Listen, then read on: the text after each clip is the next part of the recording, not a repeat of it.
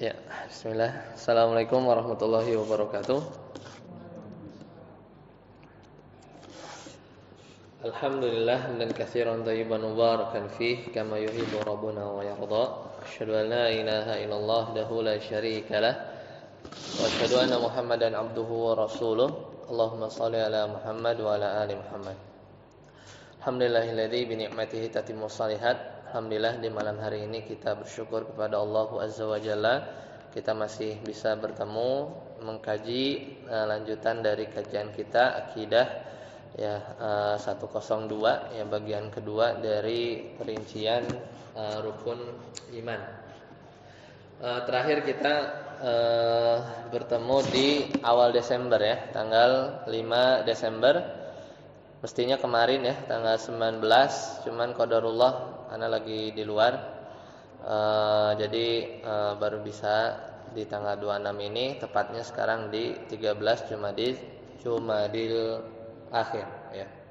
Berarti kurang lebih 75-an ya, 76 hari lagi Ramadan. Enggak kerasa ya, tanda-tanda kiamat. Nah, kita masuk ke pertemuan keempat berarti ya. Masih di hari akhir. Karena hari akhir ini nggak ada habisnya. Kita buat 6 sesi ya. Jadi masih ada 2 pertemuan lagi. Terakhir kita masih di pembahasan tentang tanda-tanda besar ya. Kiamat besar. Ya, tanda-tanda besar kiamat besar. Jadi kemarin yang unik adalah kadang nggak berurutan ya. Bahkan ada tanda kecil kiamat besar berada di antara 2 tanda besar kiamat besar. Kemarin contohnya apa? Munculnya Imam Mahdi. Ya. Apa kaidah tanda besar atau tanda kecil itu? Kalau kecil itu yang sesuatu yang tidak begitu wah ya, di luar adat kebiasaan manusia. Tapi kalau tanda besar itu yang spektakuler gitu ya. Misalnya Dajjal ya. Kemudian turunnya Nabi Isa itu kan di luar adat kebiasaan kan. Ada manusia turun dari langit atau yang lain. Tapi kalau munculnya Imam Mahdi ini tanda kecil ya kiamat besar. Dan ternyata tanda kecil kiamat besar semisal turunnya Imam Mahdi ini di antara apa? Di antara 2 tanda besar kiamat besar. Kemarin yang sudah kita bahas. Terakhir sekali kita detailkan tentang ciri-ciri Imam Mahdi ya. Berarti sekarang kita masuk ke pembahasan tanda besar kiamat besar, yaitu yang selanjutnya adalah keluarnya Dajjal ya, keluarnya Dajjal. Jadi kita masuk dari situ. Jadi kalau di slide itu di slide yang ke-9 dan 10 ya, 9 10. Nah, Dajjal itu secara bahasa artinya bohong, dajjalun ya. Kalau orang dibilang Dajjal, Dajjalun itu artinya pembohong ya. Kadzbun, kadzabun berarti pendusta ya. Kadang dinamakan Al-Masihud Dajjal. Al-Masih sama ya. Isa Al-Masih dengan Al-Masih, tapi alasannya beda. Kalau Dajjal dikatakan Al-Masih karena mamsuhul ainil yumna. Jadi mata sebelah kanannya itu seolah mamsuh, ketutup karena memang cacat secara fisik. Ya, itu diantara kenapa Dajjal itu disebut Al-Masih. Tapi ada juga alasan yang lain, karena Dajjal itu yamsahul ard. Dia tuh kesana kemari di dunia ini. Dia berjalan, di antara sifat fisiknya itu berjalan secepat angin, kecuali nggak bisa masuk di Mekah dan Madinah. Ya, Mekah dan Madinah. Kapan munculnya Dajjal? Nah, ini sesuatu yang ikhtilaf para ulama. Di zaman Nabi SAW, ya, berdasarkan hadis-hadis yang terkenal, misalnya hadis dari sahabat Nabi SAW Abdullah bin Sayyad ya, dan juga misalnya hadis dari Tamim Ad-Dari dalam Sahih Muslim Dulu sahabat itu pernah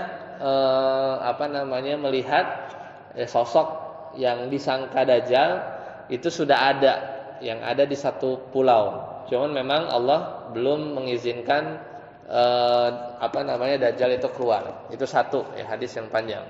Kemudian hadis Tamim Ad-Dari ya, itu juga memberikan seolah-olah Dajjal sudah ada ya.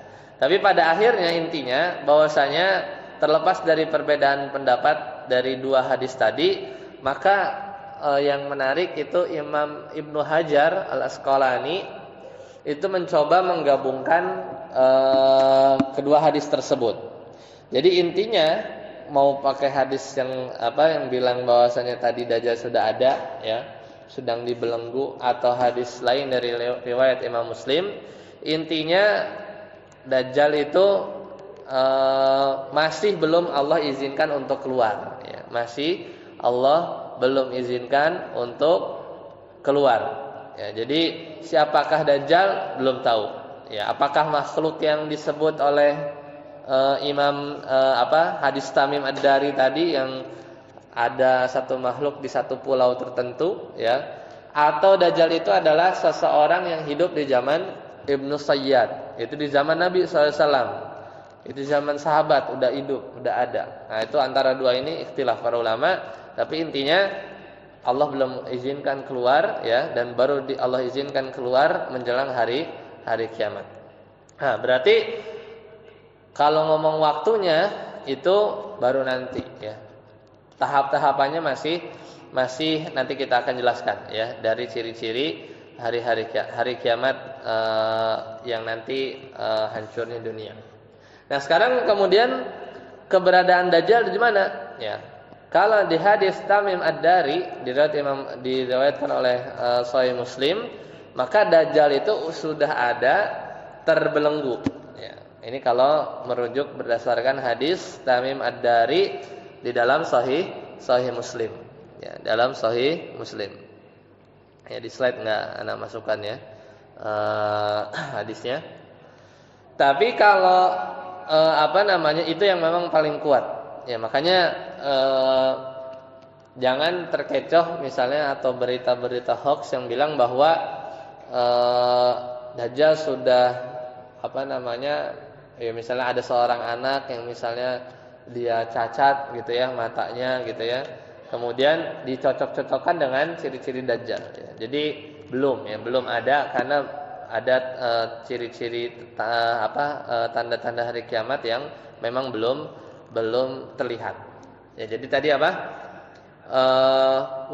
waktu munculnya ya, kemudian di mana dia berada ya. Kalau di hadis Tamim Ad-Dari itu masih dibelenggu yang kita nggak tahu tempatnya. Nah, tapi keluarnya di mana? Nah, hadis-hadis yang lain itu ada dua ya. Pertama muncul di Khurasan.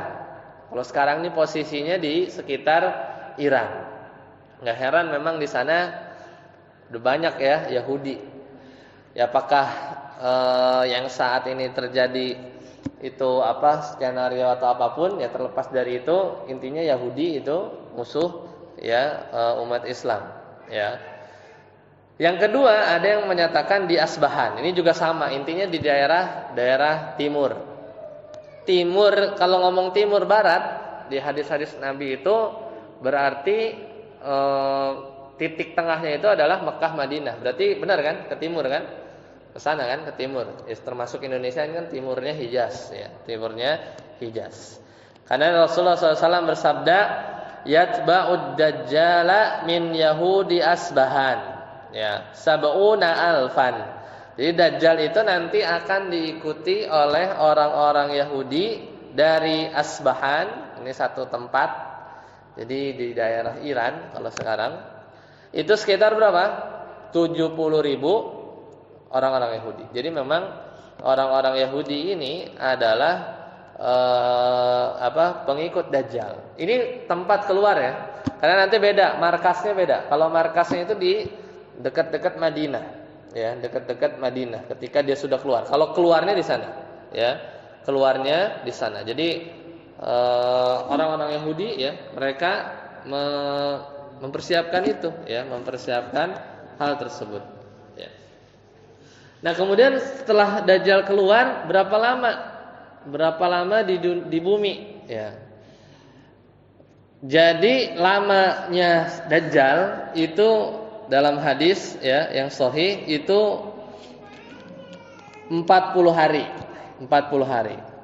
Cuman satu harinya itu seperti 1 tahun lamanya. Jadi Allah memang buat perputaran matahari itu lambat. Makanya ketika disampaikan hal ini kepada sahabat Nabi SAW, ketika hari itu rasa setahun, apakah kita tetap sholat? Iya, tetap sholat kayak biasa. Nah, kemudian nanti seharinya lagi seperti 1 bulan. Ya, kemudian seharinya lagi seperti 1 pekan. Ini bukan tiap harinya dalam 40 hari jadi 40 tahun, bukan. Jadi 40 hari nih. Berarti berapa? Jadi hari pertamanya itu kerasa setahun, berarti 360, gitu kan? Hari yang next day-nya itu serasa sebulan, berarti 360 ditambah 30-an, ya.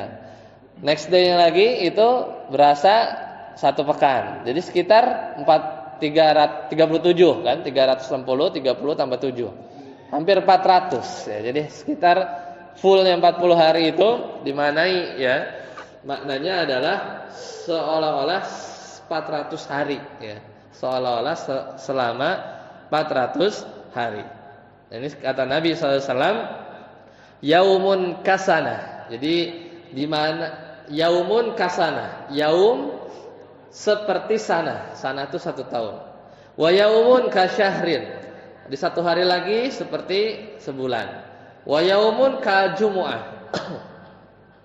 1 hari rasa Jumat, sepekan. Wasairu ayyamihi ka ayyamikum. Dan sisa-sisa harinya kayak hari-hari kamu kayak biasa. Berarti 1 hari berapa? 24 jam. Berapa? Berarti 360 tambah 30 tambah 7 ditambah hari-hari kayak biasa, ya, tambah hari biasa. Kulna, kemudian kami berkata, sahabat kan penasaran, ya Rasulullah, fadzalikal yaumul ladzi kasana, dan jika sehari rasa setahun, ya, jika sehari rasa setahun, atakfina fihi salatu yaumin, ya, apakah sholat 1 hari cukup bagi kami? Ya, kan gimana? Sehari rasa setahun. Kita sholatnya jadinya di hari itu 5 kali. Apa 5 kali 360? Kan sehari rasa setahun. Sahabat nanya kan, penasaran. Jadi yaumun kasanatin. Makanya sahabat nanya, apakah di hari itu yang harinya sama dengan 360 hari, itu kita sholat seperti sholat 1 hari, berarti berapa kali sholat 1 hari? 5. Qala la, enggak, kata Nabi SAW. Uqduru lahu qadrahu, enggak, tapi kira-kirakan waktunya. Gimana, enggak kebayang ya? Gimana kita sholat dalam 1 hari harus ngerapel kayak sholat kita mau setahun, ya. Kata Nabi enggak cukup, ya. Karena memang dibikin lambat perjalanan matahari itu, ya. Jadi ada 40 hari. First day itu rasa setahun, second day itu rasa sebulan 30, ya. Third day itu rasa 7 hari, ya, sepekan. Sisanya ka'ayyamikum, seperti hari-hari kamu biasa. Berarti 24 jam, 24 jam, 24 jam. Ya, itu masa Dajjal yang ada di bumi, ya. Jadi kurang lebih ya sekitar 400-an hari gitu, ya. Meskipun di redaksinya 40 hari, cuman hari 1, 2, 3-nya itu beda. Hari pertama rasa setahun, hari kedua rasa sebulan, hari ketiganya rasa 1 kajumu'ah, ya, seperti sepekan. Dan Dajjal ini ya tadi, ya, kal ghaisis tadbarat hurrih. Jadi jalannya itu kesana kemari cepat, ya. Perjalanannya itu cepat. Jadi satu tempat ke tempat yang lain. Cuman yaitu laisa min baladin, semua terkunjungi, ya. Jadi secepat angin ya. Kita yaitu memang Allah ciptakan makhluk ini sakti ya, Dajjal. Tapi illa Makkah wal Madinah itu nggak bisa masuk. Ya. Saking besarnya fitnah Dajjal itu, wanita yang paling lemah itu wanita anak-anak. Wanita anak-anak. Yang ada di Madinah itu saking terfitnah, padahal Madinah nggak bisa dimasukin kan? Itu di dalam hadis yang panjang itu sampai dia keluar Madinah untuk pengen ketemu sama Dajjal. Jadi seberapa besar ya daya tariknya Dajjal itu ya ketika di zaman ya kalau Dajjal sudah tiba ya. Jadi Dajjal itu berdakwah ya, dia berdakwah. Apa yang menjadikan fitnah dan kenapa juga kita harus menghafal surat Al-Kahfi?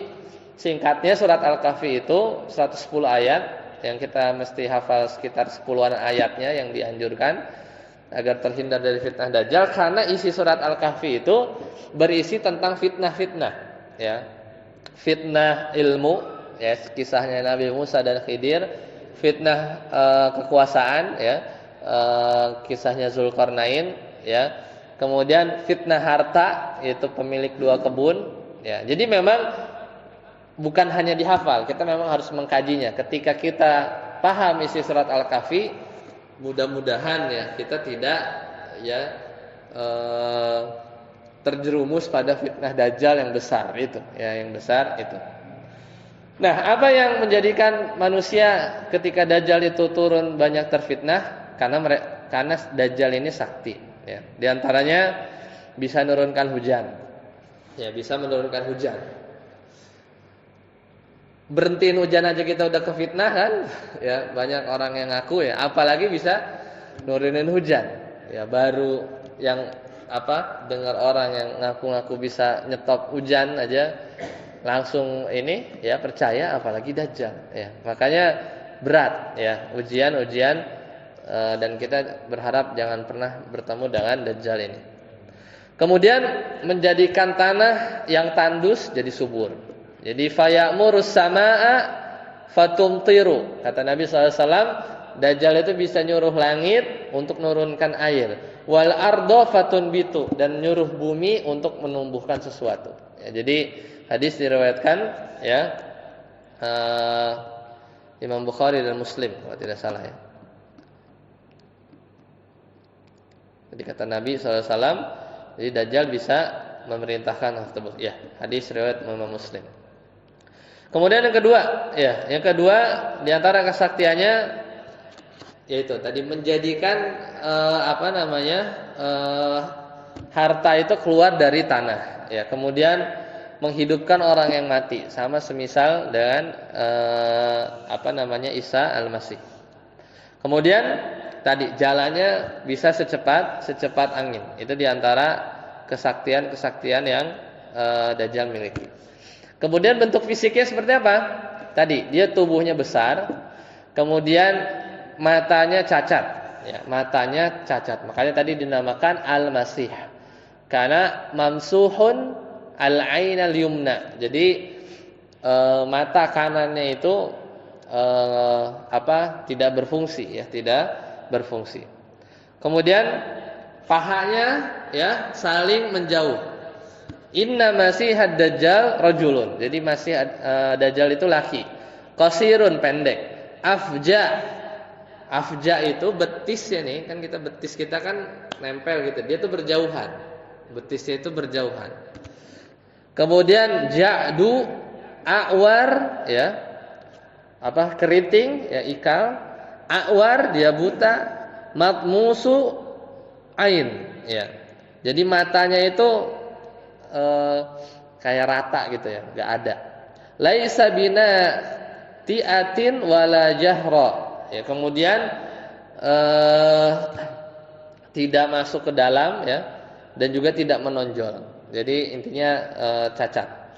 Kemudian fa in albasa alaikum fa'lamu anna rabbakum laisa bi'awar. Ya, maka jika dia melakukan atau mengaku sebagai Rabb kalian, jadi kan dia datang, aku ini adalah Rabb kamu gitu ya. Maka katakan anna rabbakum laisa bi'awar. Katakanlah sesungguhnya Rabb kalian itu tidak buta, karena Dajjal itu buta. Itu diantara ciri-ciri fisik Dajjal. Ya. Nah, akhirnya ketika dia sudah muter-muter ya di bumi ini selama tadi 40 hari, rasa 400 hari tadi, kemudian akhirnya dia bermarkas di dekat daerah yang namanya Jurf, ya. Itu markasnya. Jadi markasnya itu ada di Sabkhah di daerah Jurf. Jurf ini nggak jauh, beberapa kilo dari Madinah saja. Ya. Tapi Madinah sama Mekah nggak dimasukin Dajjal. Tapi saking kuatnya fitnah Dajjal itu orang-orang lemah di antara mereka, ya, wanita dan anak-anak itu sampai keluar.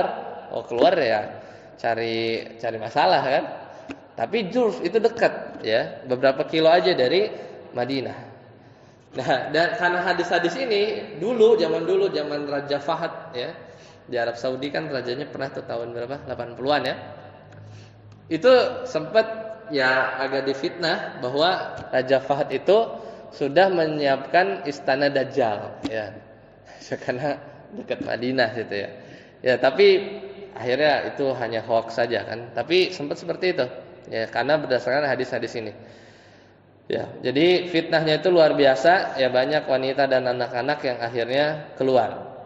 Nah, ketika sudah punya bermarkas, ya, baru ketika itu, ya, di tengah-tengah Dajjal itu menyebarkan fitnahnya, barulah Imam Mahdi, ya, itu menyiapkan pasukannya untuk menyerang Dajjal. Jadi Imam Mahdi muncul itu tanda kecil kiamat besar yang adanya antara tanda besar kiamat besar. Jadi Dajjal dulu baru Imam Mahdi.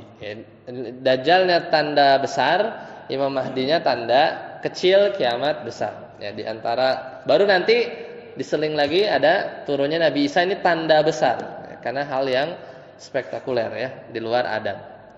Selesai, ya. Itu jadi Imam Mahdi udah kita bahas kemarin, ya, karena dia masuk di bab di pekan lalu, ya, di awal bulan Desember, yaitu tanda kecil kita sudah selesaikan. Kemudian tanda besar selanjutnya adalah turunnya Nabi Isa alaihi salam. Turunnya di mana? Di Damaskus di waktu subuh, ya, di sebuah menara putih, ya, Damaskus, ya. Suriah berarti, ya. Kalau sekarang daerah Suriah. Nah, di antara sifat Nabi Isa alaihi salam, beliau dinamakan juga apa? Tadi Al-Masih, ya. Karena apa? Kalau ini beda. Masihnya itu Masihul Huda, ya, Masihul Huda, atau menghapus Masihud Dhalalah, menghapus kesesatan, ya, karena nanti dia Allah sebutkan Nabi Isa lah yang akan membunuh Dajjal. Jadi Dajjal itu nggak mau ketemu, karena kalau ketemu, ya, itu badannya langsung meleleh kayak garam yang meleleh lah.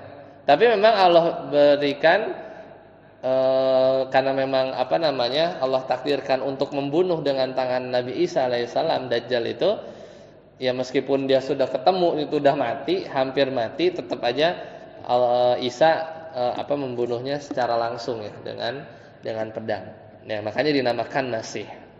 Jadi setelah keluar tadi, ya, beliau turun di Damaskus di menara putih, nggak tahu sekarang ada atau tidak, ya, sudah ada atau tidak menaranya atau di sebelah mana. Di waktu subuh tatkala tadi pasukan Imam Mahdi itu bersiap-siap sholat, ya. Tapi ketika mau sholat, ya, Imam Mahdi mempersilahkan Nabi Isa, enggak, tapi Nabi Isa mempersilahkan Imam Mahdi. Ini bentuk pemuliaan bahwa yang menjadi pemimpin itu, ya, umatnya Nabi Muhammad SAW. Karena kan Imam Mahdi ini kan namanya sama kan persis, kemarin kita udah bahas, Muhammad bin Abdullah. Jadi ciri fisiknya Nabi Isa, rambutnya lurus, ya, mendekati bahu, ya, tidak keriting, rambutnya itu basah seperti baru dari kamar mandi. Ya, kata Rasulullah SAW, idza ta'ta ra'sahu qatara. Apabila dia tundukkan kepalanya, ini dia mensifati Nabi Isa, maka air pun menetes. Wa idza rafa'ahu, kemudian kalau beliau angkat kepalanya, tahaddara minhu jumanun kallu'lu. Kemudian kalau angkat kepalanya maka air bercucuran seperti lu'lu'. Lu'lu' itu mutiara. Fala yahillu likafirin yajidu riha nafsihi illa mata. Tidak ada seorang kafir pun yang mendapatkan bau dari hembusan nafasnya tadi kecuali dia akan mati. Ya. Kata Nabi SAW ya. Wa nafasahu yantahi haitsu yantahi tarfuhu. Sedangkan hembusan nafasnya itu sejauh mata memandang. Itu diantara sifat Nabi Isa yang Rasulullah SAW kabarkan. Kemudian beliau tidak tinggi, enggak pendek, badannya kuat ya. Disebutkan dalam sebuah riwayat warna kulit beliau itu merah dan putih ya. Jadi sehingga para ulama menjelaskan kulitnya itu kemerah-merahan. Nah, sifat turunnya Nabi Isa, ini hadis yang panjang. Jadi turun pas iqamah ya. Iqamah untuk ditegakkan salat. Jadi Imam Mahdi itu mempersilahkan Nabi Isa untuk menjadi imam, tapi Nabi Isa mengedepankan Imam Mahdi untuk memimpin sholat. Ini bentuk pemuliaan kepada umat Nabi Muhammad SAW. Karena di beberapa sirah kita dapati ya bahwasanya ya kalau bahkan pernah ya di sebagian hadis, jika Nabi Musa itu turun gitu ya, pasti dia akan ngikut ya kepada Nabi Muhammad SAW. Nabi Isa juga turun di waktu zaman ya ini umatnya Nabi Muhammad SAW. Maka ini bentuk pemuliaan ya umat Nabi Muhammad SAW. Nah, tugasnya apa? Tugas Nabi Isa ya udah jelas ya. Pertama, Nabi Isa yang nanti akan menjadi ya pahlawan terakhir gitu ya, membunuh Dajjal. Ini jelas ya. Hadisnya panjang ya, diriwayatkan oleh Imam Muslim atau Imam Bukhari. Jadi satu ya. Jadi benar-benar kenapa bukan Imam Mahdi? Ya memang Allah bikin yang membunuh Dajjal itu adalah Nabi Isa alaihissalam. Jadi singkatnya ya dari hadis yang panjang tadi, Nabi Isa ngejar Dajjal sampai pintu Lud. Ya, itu di mana? Di Baitul Maqdis yang sekarang di Yerusalem. Ya. Kemudian ketika Nabi Isa melihat Dajjal, nah tadi Anda katakan Dajjal itu langsung meleleh. Tapi sebenarnya udah mau wafat ya. Tapi karena memang harus Nabi Isa yang membunuh, akhirnya dibuat ya Nabi Isa yang mengeksekusi Dajjal tersebut dengan tangan beliau alaihissalam. Itu satu. Tugas kedua, menghancurkan salib. Ini menjawab semua kontroversi dari zaman Nabi Isa ketika diangkat. Akhirnya disalah pahami kan, akhirnya disembah dan yang lainnya. Jadi salib ini dihancurkan. Ini hadis riwayat diriwayatkan dari Abu Hurairah bahwasanya Rasulullah SAW bersabda, "Walladzi nafsi biyadihi la yusikanna an yanzila fikum ibnu Maryam hakaman adlan." Jadi demi Allah bahwasanya telah dekat Nabi Isa bin Maryam akan turun di antara kalian sebagai hakim yang adil. Ya, jadi menjelaskan kesalahpahaman yang terjadi selama itu. Fayaksiras saliba, maka dia musnahkan salib. Wa yaqtulu khinzir, ya memusnahkan babi. Wa yadha'al jizyah, menghilangkan jizyah. Jadi jizyah enggak ada lagi. Jizyah itu apa? Kan Imam Mahdi ini kan khalifah yang adil nanti kan. Nanti berarti kan orang-orang kafir itu yang tunduk dia harus bayar jizyah. Jizyah diangkat. Ya, jizyah ini diangkat. Jadi ini tugas kedua. Tadi diantaranya apa? Menghancurkan salib, kemudian membunuh ya babi dan menghilangkan jizyah. Itu diantara 4 dan 5 menjadi hakim yang adil. Ya, menjadi hakim yang adil. Nah, berarti lama dong ya. Ya, ini kan Dajjal udah habis ya. Kemudian salib gitu kan, babi menjadi hakim adil kan enggak sehari 2 hari. Makanya para ulama menjelaskan lamanya Nabi Isa itu tadi Dajjal berapa? 40 hari rasa 400 hari kan. Nabi Isa itu ya dalam sebagian riwayat masih hidup ya untuk melaksanakan tugas ini selama 40 tahun. 40 tahun. Ada yang memahami benar-benar 40 tahun sejak turunnya dari langit atau 7 tahun.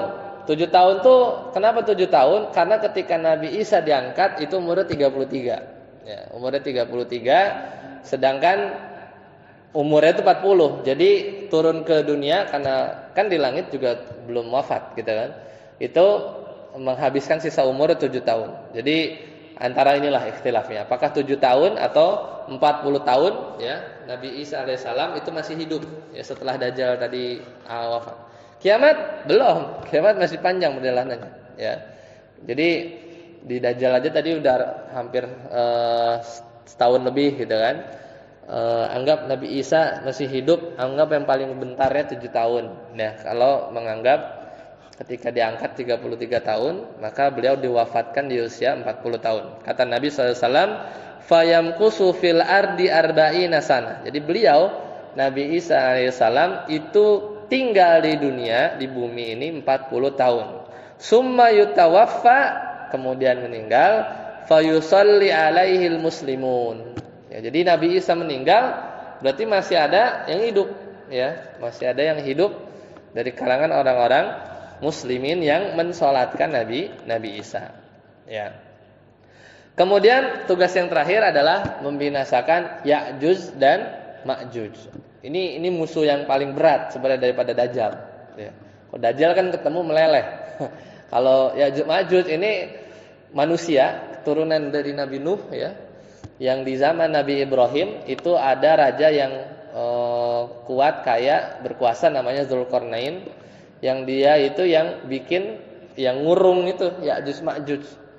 Ya'juj Ma'juj itu kalau sekali manusia, ya manusia cuman mungkin Allah nggak tahu bentuknya seperti apa, ya tapi mengerikan, membuat kerusakan.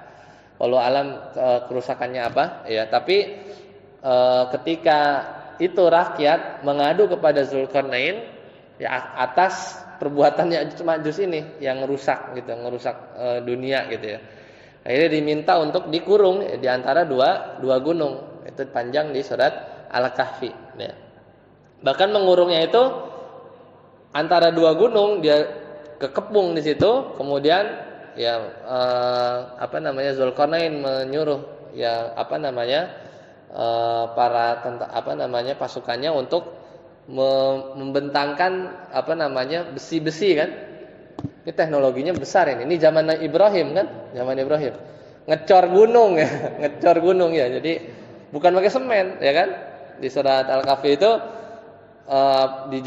ditutup sama besi, kemudian dicairkan besi tersebut, ditaruh tembaga ya, kemudian ini besi lagi. Jadi besar kuat sekali ya temboknya itu, dan nggak tahu ada di mana sekarang ya, nggak tahu ada di mana ya. Jadi berarti kalau analisanya para ulama, berarti di zaman itu tuh ada mungkin teknologi yang luar biasa. Sekarang nggak, gimana bayangin gunung dicor gitu ya, dicor kan pakai kalau yang buat ngecor itu papan tuh backcasting gitu kan. Itu ini pakai ini dan ngelelehin tembaga itu kan ratusan derajat Celcius kan. Berarti luar biasa. Itu teknologinya ada di zaman Nabi Ibrahim. Jadi Dzulqarnain itu hidup di zaman Nabi Ibrahim. Jadi besar sekali teknologi yang ada. Mungkin sekarang nggak ada apa-apanya. Ya, atau jangankan di zaman Dzulqarnain lah. Orang-orang yang dulu membangun peradaban kayak piramid ya, Sphinx itu kan, kalau zaman sekarang kan harus pakai kren kan. Zaman dulu gimana itu kan, kita nggak pernah tahu. Itu yang sederhana tuh ya. Ini yang untuk ngunci Ya'juj Ma'juj. Nah, ini tugas yang keenam Nabi Isa ya. Tugas yang keenam Nabi Isa membinasakan Ya'juj Ma'juj. Nah, apa itu Ya'juj Ma'juj? Nah, kita masuk tanda selanjutnya, yaitu Ya'juj dan Ma'juj. Jadi Ya'juj dan Ma'juj itu manusia, keturunan Nabi Adam alaihissalam, keturunan Nabi Nuh. Berarti kan kalau di zaman Nabi Nuh itu semuanya beriman. setelah banjir bandang itu, ya kan?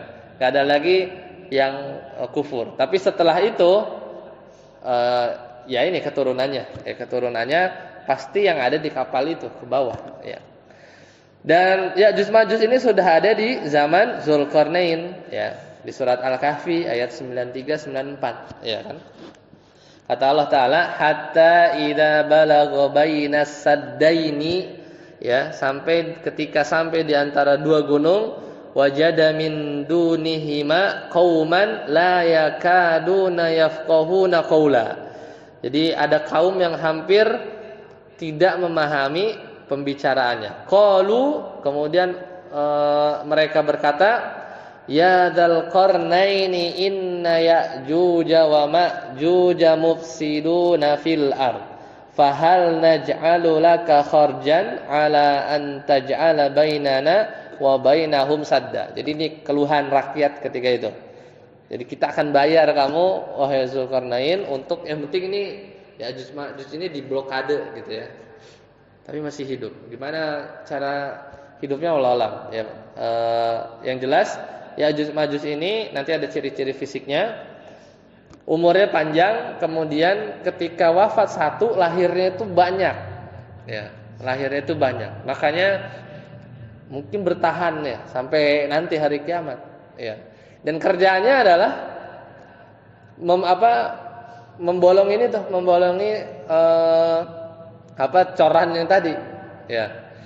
Jadi dalam hadis yang panjang, setiap hari dia bolongin, ya, sampai bolong. Jadi sekepalan ini, ya, dalam hadis kepalan ini, ketika sudah terlihat cahaya, dia stop. Yuk kita pulang, gitu ya. Kita lanjut besok. Ketika itu Allah tutup lagi. Terus setiap hari gitu, terus setiap hari. Jadi bikin bolongan berhasil, terang. Nah ini para ulama beristinbat berarti dia itu dalam satu tempat yang gelap. Karena dia tahu udah bolong, berarti kan kalau udah mau maghrib gelap lagi kan, kita lanjut besok. Nah, besok nutup lagi sampai hari kiamat. Nah nanti di hari kiamat itu ada satu waktu terus, ya, terus nggak ditutup sama Allah, tapi terus kebuka dan akhirnya keluar, ya, akhirnya keluar. Itu yang nanti, ya, itu tanda hari kiamat, ya, kalau sudah Allah izinkan untuk hancur tembok yang dibikin Zulkarnain. Nah, tadi ya, jadi memang ada teknologi yang mungkin dulu itu luar biasa, ya, di Raja Namrud gitu ya, ada bangunan yang tingginya itu 5.000 hasta, gitu. 5.000 hasta itu sekitar 2,5 kilo. Burj Khalifa aja berapa? Nggak nyampe sekilo ya, ratusan lah, 700-800 ya. Itu teknologinya udah bukan main kan. Jadi tanahnya pasir ya, pasir kan sedimen gitu kan. Pancangnya itu dikasih listrik gitu, ya, supaya tetap bisa nahan angin ya. Makin tinggi anginnya makin besar. Nah, kemudian bagaimana itu Ya'juj Ma'juj? Jadi kata ajajja yu'ajjiju, artinya bermacam-macam. Atau juga ada yang mengambil arti dari ta'ajjaja ya ta'ajjaju, artinya api yang menyala. Ya, itu asal bahasa Ya'juj Ma'juj. Nah, sedangkan dindingnya tadi, itu tadi ya, tadi sudah diceritakan. Ya, di sini para ulama ikhtilaf. Ada yang mencoba menafsirkan bahwa letaknya itu di pegunungan di sekitar pecahan Uni Soviet itu, Kazakhstan, ya, Uzbekistan, dekat-dekat situlah. Karena disitulah Mongol, ya, Tatar ya. Makanya di situ banyak penafsiran, ya, karena memang berasal dari ciri-ciri fisiknya. Di antara ciri-ciri fisik Ya'juj Ma'juj itu adalah sigharul uyun. Jadi matanya itu sipit. Iradul wujuh, wajahnya lebar. Kemudian sahbus syu'ur, rambutnya berdiri. Kemudian ka'anna wujuhahum al-majanul mutraqah. Wajahnya itu kayak perisai yang berkulit, berarti gempal ya, gemuk. Nah, banyak orang yang menyamakan dengan ini memang perawakannya orang-orang Mongol ya atau Turki, makanya sebagian berani menafsirkan mungkin di daerah sana ya, di pegunungan-pegunungan yang belakangnya tan itu ya kan, pecahan-pecahan Uni Soviet ya. Ya, itu dari ciri fisik meskipun ya kita lagi-lagi kaidahnya gimana terkait yang kita bahas kalau tanda-tanda kiamat itu kalau gak dengan cepat menyimpulkan ya, bahwa ini adalah memastikan bahwa ini gitu ya. Kadang-kadang oh ini maksudnya orang apa ya apa namanya Cina gitu kan atau yang lain ya, dan itu terlalu cepat ya menyimpulkan seperti itu.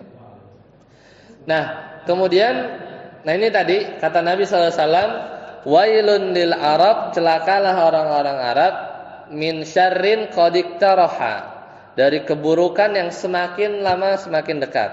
Futihal yauma, nanti ada hari di mana min radmi Ya'juj wa Ma'juj mithlu hadhihi. Nah, jadi nanti ada tiba satu waktu ya ketika bentengnya Ya'juj dan Ma'juj itu akan terbuka ya segini, wa halaqa bi isabi'aihil ibhami wallati taliha. Jadi Nabi itu nempelin lingkarin ibu jari jempol kan dengan jari-jari yang lain. Nah, segini. Ini kalau udah segini siap-siap nih gitu kan, siap-siap. Kata Nabi sallallahu alaihi wasallam, celaka orang-orang Arab ya.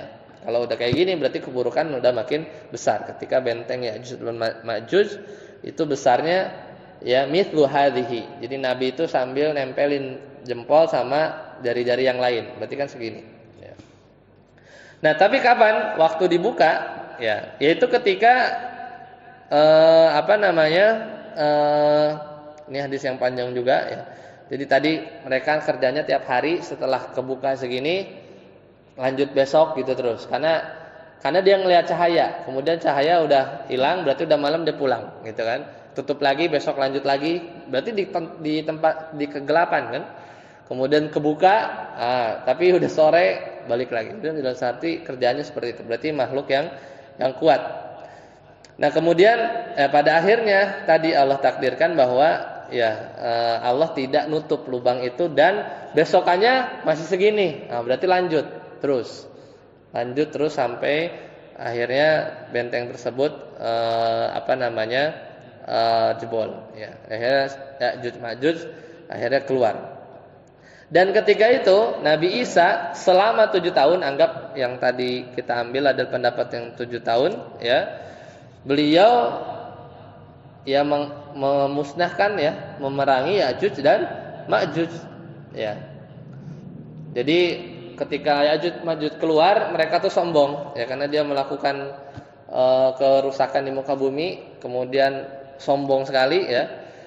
Dan Allah menghancurkan mereka dengan apa? Ulat, ya, dengan ulat. Jadi makhluk-makhluk yang sombong ini ternyata nanti Allah binasakan dengan makhluk yang kecil, ya, yaitu ulat. Karena begitulah ya mereka akhirnya di muka bumi ya dibinasakan. Ya. Akhirnya baru udah musnah, berarti tugasnya Nabi Isa udah beres. Berarti tinggal nunggu wafat. Nah, kan nanti di 7 tahun itu Nabi Isa itu nunaikan haji, ya, nunaikan umroh, berhukum dengan hukum yang adil sebagaimana tugasnya Nabi Isa. Kemudian beliau wafat, disalatkan oleh kaum muslimin. Setelah itu beliau meninggal dunia, ya. Baru muncul kerusakan lagi, gitu ya. Kerusakan, kemaksiatan di muka bumi, ya, di muka bumi. Jadi panjang ya, mesti panjang. Habis Nabi Isa alaihissalam wafat pun belum kiamat, belum. Ya. Selesai. Kemudian selanjutnya tanda besar kiamat besar selanjutnya adalah al-khusufan yang kita udah bahas, sempat singgung, yaitu banyaknya terjadi amblas, longsor. Makanya longsor ini tuh yang bukan kayak sekarang longsor besok enggak, tapi memang ambles. Ini terjadi setelah Nabi Isa wafat tadi. Jadi kerusakan, kemaksiatan tuh balik lagi, ya itu. Jadi banyak tanah-tanah kemarin itu di timur dan di barat ya. Di pekan lalu kita bahas yang amblas ya. Itu maksudnya al-khusufan yang disampaikan oleh Nabi sallallahu alaihi wasallam. Jadi bukan yang longsor-longsor sekarang. Itu ya mungkin tanda kiamat kecil lah. Tapi tanda besar kiamat besar ini yang amblas yang seragam di timur dan di barat. Ketika kerusakan, kemaksiatan itu muncul lagi setelah wafatnya Nabi Isa. Nah, setelah itu baru muncul asap, yaitu dukhan. Nah, jadi dukhan ini juga khilaf waktu itu. Jadi ada yang menyebutkan dukhan di sini maksudnya dukhan yang dulu pernah menimpa orang-orang Quraisy ketika zaman Nabi di Mekah. Ya. Tapi itu terjadi zaman Nabi, tentunya itu bukan dukhan yang dimaksud, tanda kiamat besar. Tapi dukhan yang di sini adalah seperti surat Ad-Dukhan ayat 10. Kata Allah Taala, "Yauma ta'tis sama'u bidukhanin mubin." Ya. Jadi benar-benar asap. Bukan asap yang regional, ya, saya di Pekanbaru kemarin ya, itu bakaran gitu. Enggak, ini di semuanya ya. Dan pada hari ketika langit membawa kabut ya, yang jelas yaghshan nasa hadza adzabun alim. Jadi ayat di surat Ad-Dukhan. Jadi itu yang dimaksud dengan dukhanin mubin ya, dukhanin mubin. Nah, apa yang akibat dari dukhan ini? Jadi kata Rasulullah SAW, wa rabbukum anzarakum salasan. Jadi Allah memperingatkan kalian dengan 3 perkara. Yaitu apa? Ad-dukhana ya'khudul mu'mina minhu kazzakmah. Jadi dukhan yang pertama kalau menimpa orang-orang yang beriman, maka kazzakmah, seperti flu. Jadi demam-demam saja. Tapi kalau dukhan wa ya'khudul kafira, kalau dukhan itu asap ini, kabut ini dia mengenai orang-orang kafir, fayantafikhu ya, maka tubuhnya itu bengkak. Wa yakhruju min kulli masma'in minhu. Maka keluar dari dari telinganya itu ya seperti cairan lah gitu. Jadi intinya asap yang kalau kena orang kafir itu menderita, tapi kalau kena orang beriman seperti demam atau flu ya. Kemudian itu yang pertama tadi ya dukhan. Wasaniyah yang kedua adalah dabbah. Nah, dabbah ini tanda besar kiamat besar ya. Jadi ketika udah kena asap, kan kemarin kan pas Covid, oh ini dukhan nih gitu. Bukan dukhan deh, itu wabah aja. Ya. Ya kadang gitu kan. Jadi kan namanya juga manusia gitu kan, menginterpretasi gitu. Tapi enggak, dukhannya tuh ya sifatnya beda dengan wabah yang kemarin. 3 tahun kita lockdown gitu ya. Jadi kalau kena orang beriman dia sakit tapi enggak parah, tapi kalau orang kafir dia menderita. Kemudian yang kedua ada dabbah. Dabbah ini binatang ya, sejenis binatang yang dia itu membuat ciri ya, mana orang kafir ya, entah apa diciriinnya, intinya dabbah ini dia memberikan tanda ini orang beriman, ini enggak ya. Dengan dukhan juga sudah kelihatan, oh ini orang beriman ya. Orang kafir dia tadi tubuhnya bengkak gitu kan. Itu diantara udah mendekati terjadinya hari kiamat. Ya, jadi dabbah ini hewan yang bisa ngomong. Ya. Makanya masuk ke tanda besar. Karena apa? Enggak ada hewan yang bisa ngomong. Ya, jadi keluar dari adat istiadat yang normal, gitu kan. Dan nanti ya dengan dabbah ini manusia itu akan terbedakan. Ya, mana yang kafir, mana yang beriman. Kemudian nanti muncul yaitu api yang menggiring manusia. Jadi nanti Allah keluarkan api menjelang hari kiamat, di mana apinya ini keluar dari mana? Dari Yaman. Ya, dari arah Yaman. Yang dorong api ini manusia berkumpul di satu tempat. Jadi di riwayat yang lain wa narun takhruju min qa'ri Aden. Aden ya. Aden ini kan di Yaman. Kemudian turahilun nas, menggiring manusia. Jadi nanti terpecah tuh. Ada kelompok yang berkumpul, ya, dia dalam keadaan yang senang, gembira. Ada kelompok yang kadang dia jalan, ya, ada kelompok yang dia nggak mau digiring oleh api tersebut. Ini diriwayatkan hadis yang panjang. Yuhsyarun nasu ala salasi tara'iqa. Jadi ketika api itu datang, raghibina rahibin, golongan pertama itu semangat, ya, orang-orang beriman. Ya, jadi ketika digiring oleh api, ya, jadi kelihatan ada 3 golongan. Dia tuh semangat, kemudian berharap surga. Wasnani ala ba'ir, kemudian golongan kedua, ya, itu naik unta, ya. Wasala satun ala ba'ir, ada yang 3 orang 1 unta. Wa arbauna ala ba'ir, ada yang 4 orang 1 unta, ya. Wa asyaratun ala ba'ir, ada yang 10 orang naik 10 unta. 10 orang naik satu unta. Wa yashuru baqiyatahumun nar. Kemudian orang-orang yang tersisa itu digiring oleh api tersebut. Taqilu ma'ahum haitsu qalu, kemudian dia selalu bersama mereka setiap kali berhenti, ya. Kemudian watabitu ma'ahum haitsu batu, si apinya tuh ngikutin. Dia bermalam di situ, apinya ngikut. Kemudian watusbihu ma'ahum haitsu asbahu, jadi benar-benar menggiring, ya. Watumsi ma'ahum haitsu amsau, di pagi hari sore hari dia ngikut. Jadi hadis ini menunjukkan bahwasanya nanti, ya, golongan manusia di mahsyar, ya, sebelum tibanya hari kiamat dan ditiupkan sangsakala. Jadi udah kepisah, ya, sudah terpisah. Ya, sebagian udah ada yang meninggal juga akibat dukhon, ya, dari orang-orang beriman.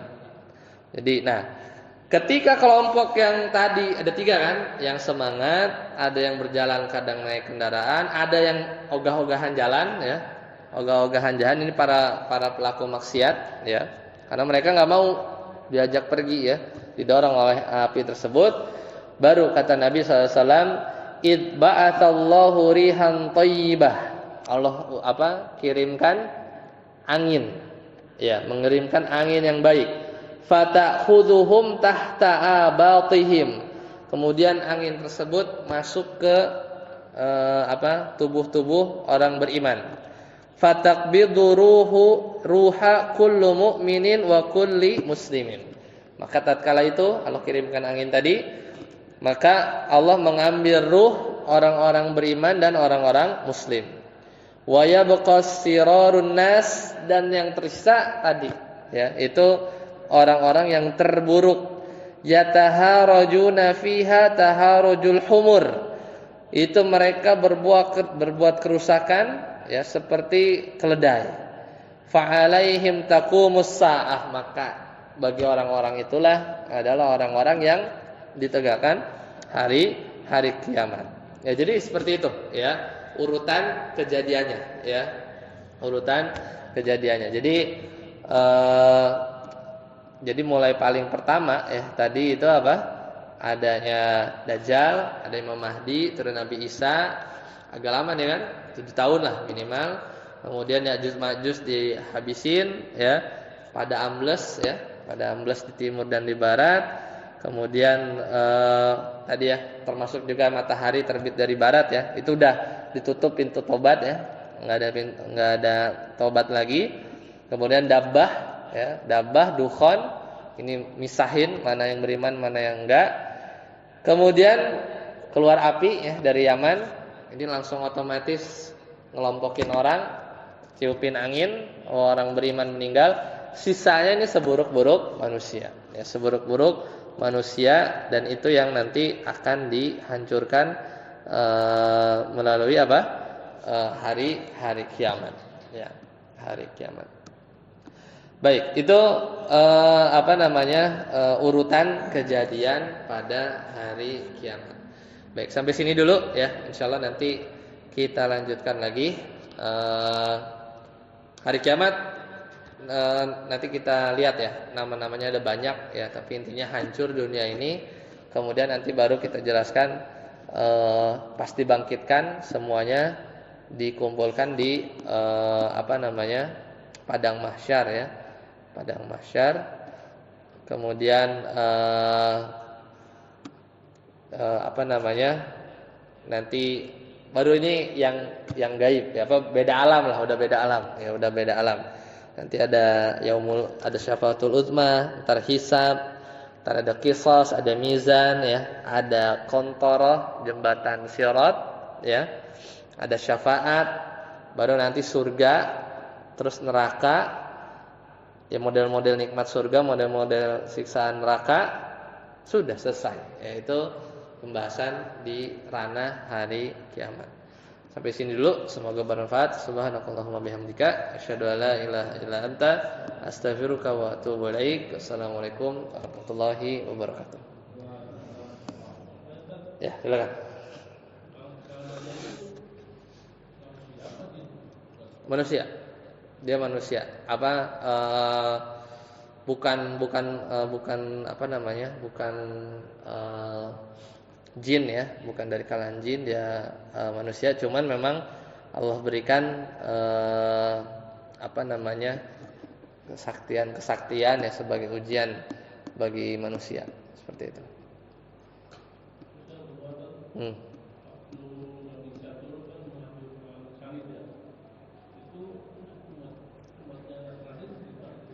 Ya, disitulah jadi mereka itu apa namanya, diantara apa namanya, tugasnya tadi itu kan mereka kan antara Islam dan orang-orang Nasrani itu kan istilahnya berdebat lah ya, maksudnya bahwa sama juga lah sama orang Yahudi.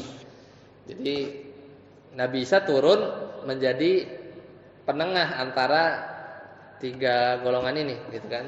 Orang Yahudi yang bilang Nabi Isa ini apa namanya, anak zina ya. Jadi intinya menyelesaikan kontroversinya lah. Kan tiba-tiba kan diangkat gitu kan. Nah, disitulah dibuktikan ya bahwa Nabi Isa ini bukan anak zina. Kemudian mereka kan orang Yahudi menuduh Maryam itu kan berzina dengan siapa? Yusuf An-Najjar, itu tukang kayu gitu kan. Nah, maka Allah Ta'ala wa qaulihim inna qatalna al-masiha Isa bin Maryam Rasulullah. Jadi itu tuduhan mereka. Nah, kemudian kaum Nasrani sama juga. Mereka mengatakan Isa ini anak Tuhan.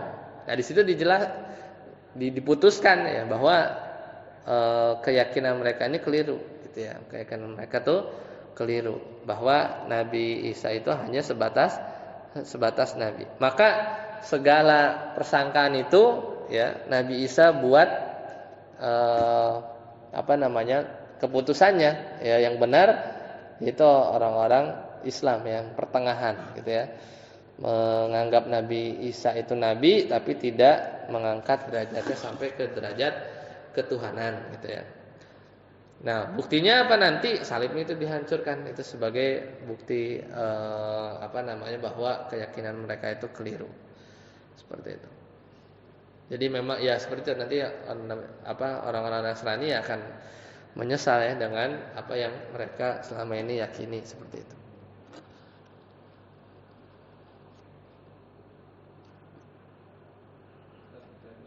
Ya,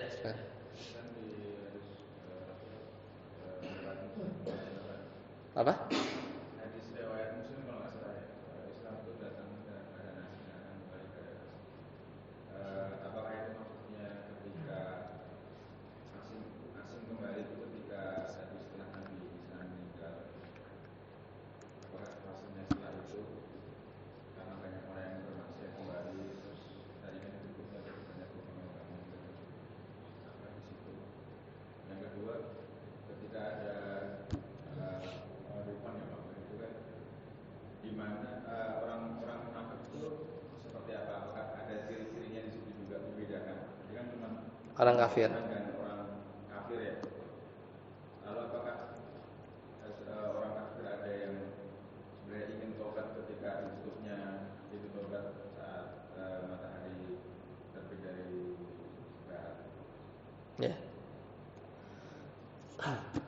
Jadi yang guroba itu sebenarnya hadisnya umum sih ya. Jadi masuk di apa namanya, bahkan sebenarnya hadis-hadis itu dipakai digunakan oleh para ulama di sebelum kita gitu ya, bahwa Islamnya sudah asing. Itu ngomongin di zaman misalnya Imam Mazhab gitu ya, yang itu udah menggunakan pendalilan itu. Ya apalagi di sisi setelah nanti Nabi Isa wafat ya, kembali asing, benar-benar asing itu apa zaman yang sangat buruk lah seperti itu.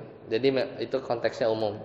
Kemudian yang dukhon, jadi dukhon ini dia datang ya, dia datang sebelum matahari terbit dari barat. Ya, jadi urutannya seperti itu. Jadi dukhonnya ini dukhon dulu gitu ya. Jadi sifat-sifatnya itu jelas, nyata ya. Dan memang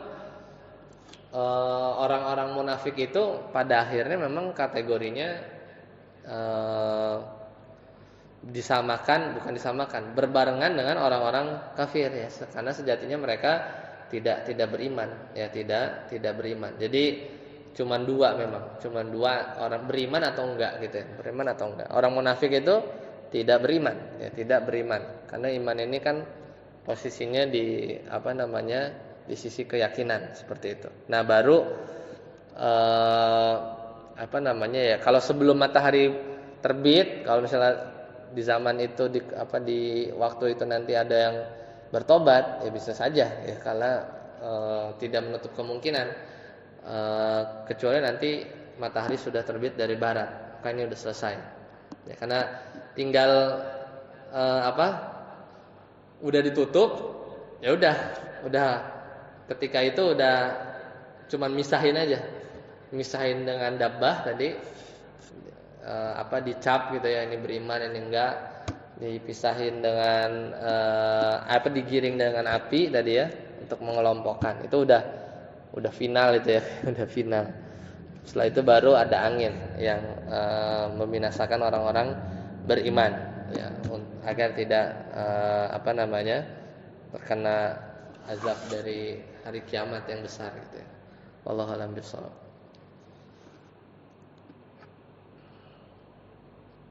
Yang terakhir dua golongan itu meninggal semua dan dihidupkan kembali ketika Yang tadi ada 3 kan. Yang pertama kan duluan ya, orang beriman itu dengan angin gitu kan. Nah sisanya jadi pertama itu tadi kan dia jalan ya, jadi kelompok berjalan, kadang naik kendaraan. Kalau yang satu lagi dia semangat ya, karena dia berharap surga gitu ya. Nah, kemudian yang kelompok yang enggan berjalan ini yang di antara para pelaku maksiat, kemudian ya mereka nanti yang akan dicap ya dari kalangan orang-orang kafir. Itu yang ketiga sebenarnya. Seperti itu. Jadi ini masalah ininya saja, metode pengumpulannya saja. Ya. Tapi dari 3 itu nanti cuma ada 2. Ini jenis golongan ketika digiringnya. Tapi nanti di finalnya hanya 2, hanya 2 saja. Seperti itu.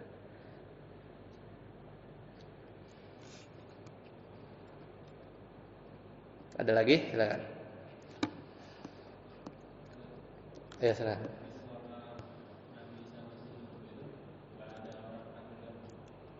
Nabi Isa masih hidup yang tadi ya.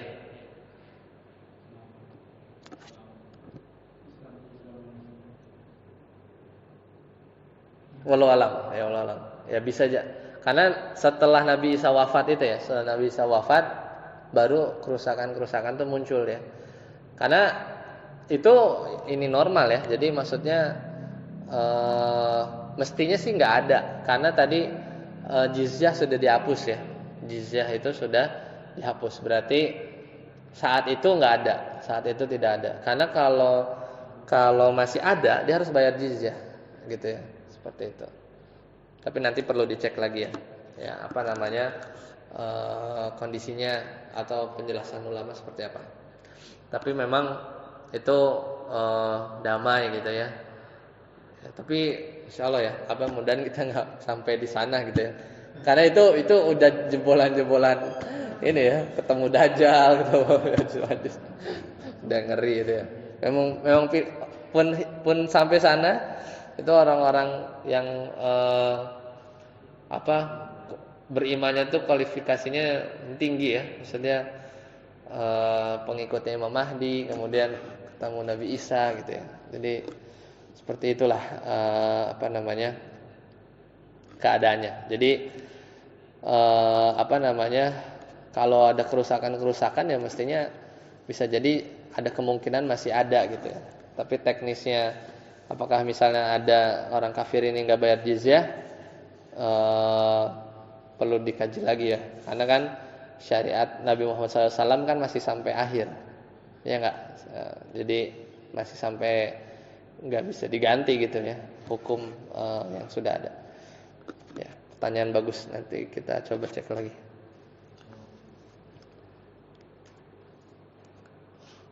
Ada lagi? Silakan.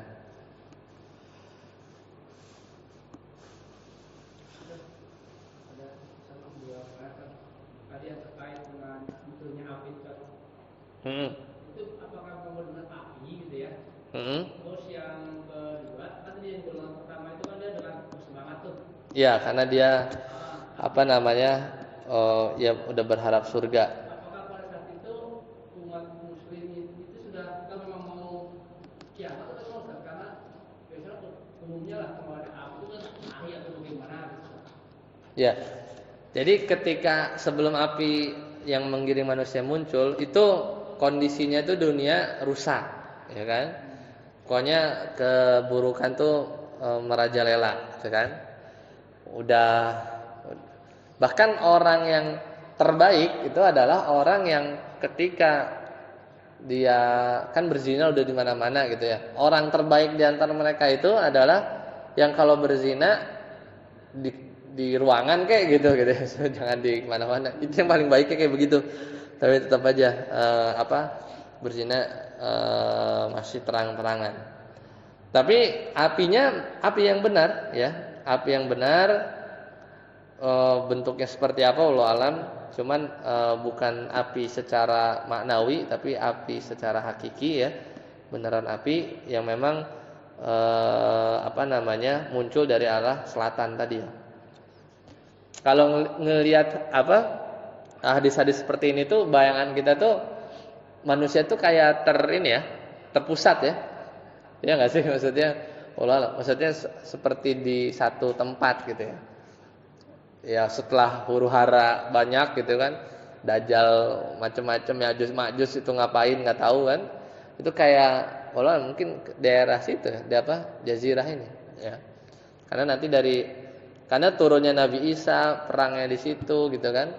Ya'juj Ma'juj juga nggak jauh kan, kalau memang benar daerah-daerah utara gitu kan. Ya seperti itu. Jadi karena perjalanannya penggiringannya itu dari arah selatan, ya, dari arah selatan. Ya. Sesuatu yang masih gaib sebenarnya, cuman dikabarkan kepada kita.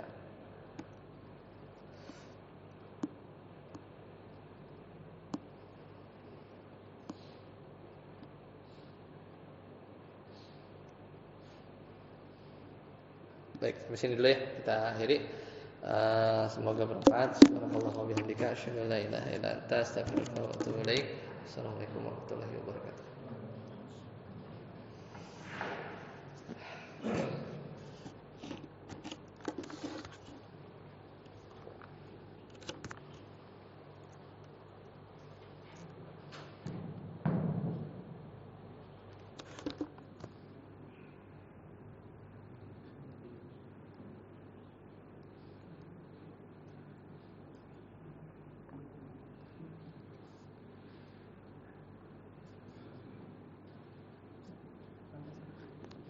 Oh, ya.